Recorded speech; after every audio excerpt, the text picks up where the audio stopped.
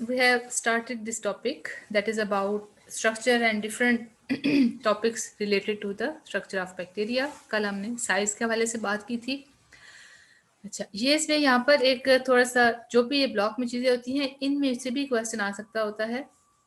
तो अभी हम यहाँ पर इसको देखने जा रहे हैं कि रिसेंटली ये साइज के हवाले से एक इन्फॉर्मेशन है. Recently huge bacterium has been discovered in the intestine of brown surgeon fish. अच्छा, अब ये फिश का नाम है, ठीक है, Acanthurus nigrofuscus. This is the name of the fish. ये फिश के इंटेस्टाइन में कौन सा बैक्टीरियम है? यूलोपिस्कम फिशलसोनी.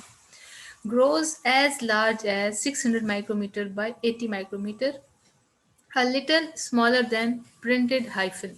ठीक है, यानी कि ये जो हम हाइफन लगाते हैं अपने उसमें राइटिंग में, तो उससे थोड़ा सा छोटा होता है. It is now clear that a few bacteria are much larger than the average eukaryotic cell.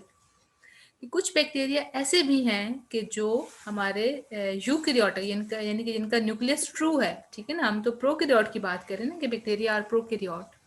सो ये जो प्रोकैरियोटिक बैक्टीरिया हैं they are much larger than average eukaryotic cell, यानी कि वो वाले ऑर्गेनिज्म कि जिनका न्यूक्लियस भी ट्रू है but they are smaller than this prokaryotic organism. Clear है बात?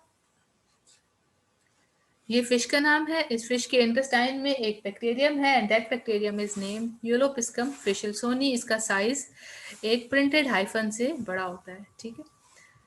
अच्छा, अब ये जो अगला टॉपिक है बड़ा इंटरेस्टिंग, बड़ा इजी, आसान, याद रहने वाला, related to the shape of bacteria, यानी कि बैक्टीरिया की शेप कैसी कैसी होती है. अब अगर आपको ये डायग्राम्स आपने ध्यान में रखनी है, आप रखेंगे तो आपके लिए मुश्किल नहीं होगी. तो इनको हमने 3 कैटेगरीज में डिवाइड किया है, ठीक है. अब ये कैटेगरीज कौन कौन सी हैं? One is cocci, other is bacilli and third is spiral. ये आपको कोकाई राउंड शेप में नजर आ रहे हैं, ठीक है. ये इस तरीके से आपको ये नजर आ रहे हैं, ये कोकाई. फिर उसके बाद ये रॉड में बेसिलस, जो कि हमारे पास ये रॉड शेप है, ठीक है, बेसिलाई.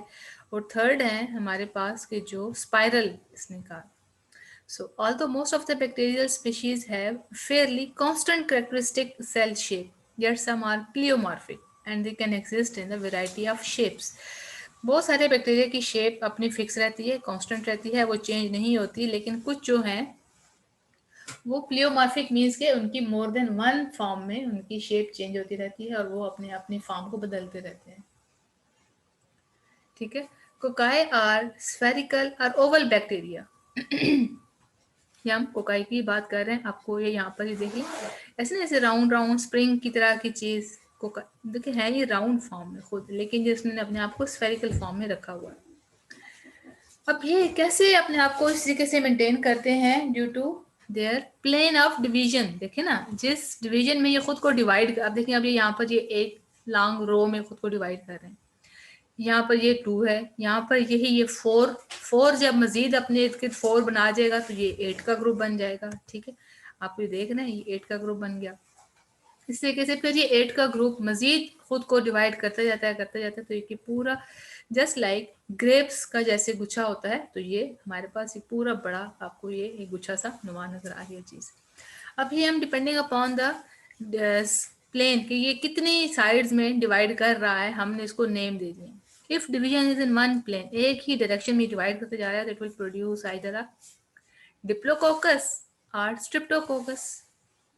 2 हो गया, ठीक है. तो ये 2 से 2 diplococcus.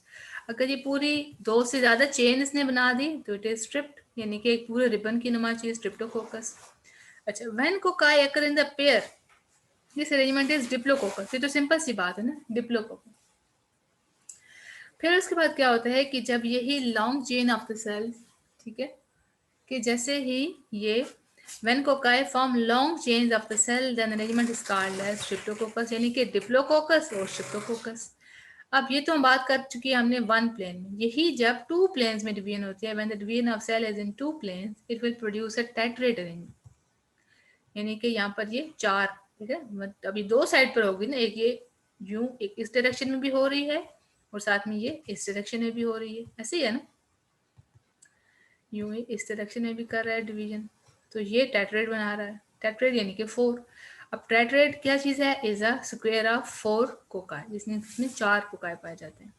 When division is in 3 plane, हाँ जैसे ही डिवीजन हमारे पास 3 प्लेन्स में होती है, ठीक है, ये अब आप देख रहे हैं, यानी कि 3 में दोनों ऊपर हॉरिजॉन्टल, वर्टिकल और दूसरे किसी भी और भी रुख में, so it will made a sarcina. अब सार्कीना इसको हमने कह दिया जिसमें कि ये 8 है, 4 वाले को आपने टेट्रेड कहा, 8 वाले को हमने सार्कीना कहा, ठीक है। Sarcina as a cube of 8 cocci.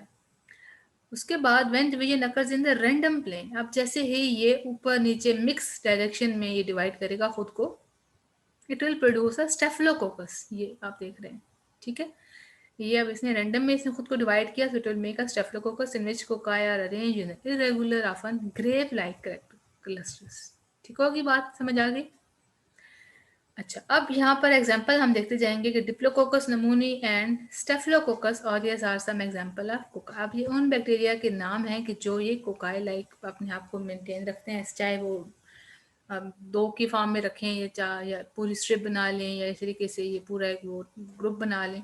So organisms के example Diplococcus pneumoniae and Staphylococcus aureus, S aureus इसको सिंपल नाम में हम देते हैं।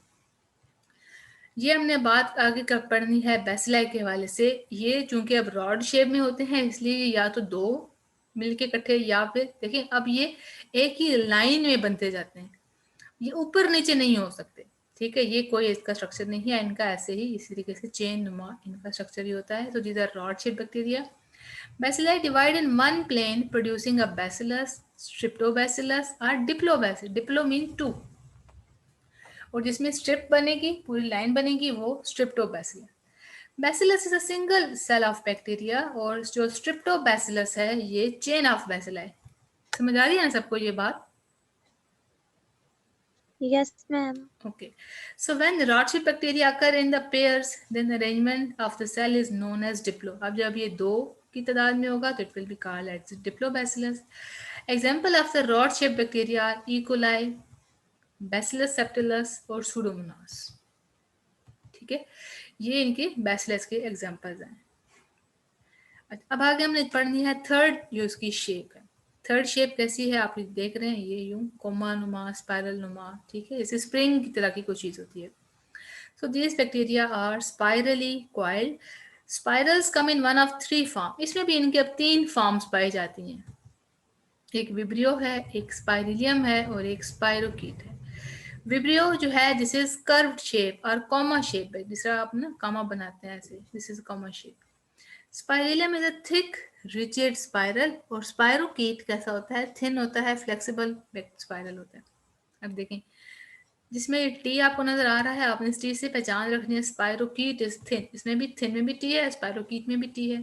तो स्पाइरिलियम कैसा है, this is thick and rigid, यानी कि थोड़ा सा थिक मोटाई में होता है, और ये सख्त होता है। ज़ाहिर है जो ज़रा थिन होगा वो फ्लेक्सिबल होगा।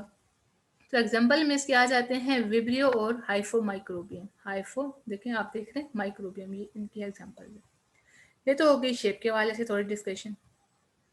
अगला टॉपिक है बैक्टीरियल सेल स्ट्रक्चर। अब स्ट्रक्चर में हमने क्या क्या पढ़ना है, इसके काफ़ी इंटरेस्टिंग पॉइंट्स हैं ये भी, ठीक है। फ्लैजेला पहली बात है कि इसका फ्लैजेला कैसा होता है, कितने नंबर में होते हैं, ठीक है, हम इसमें ये पढ़ेंगे। उसके बाद है पिलाए, पिलाए के बाद है इसका सेल एनवेलप, ठीक है।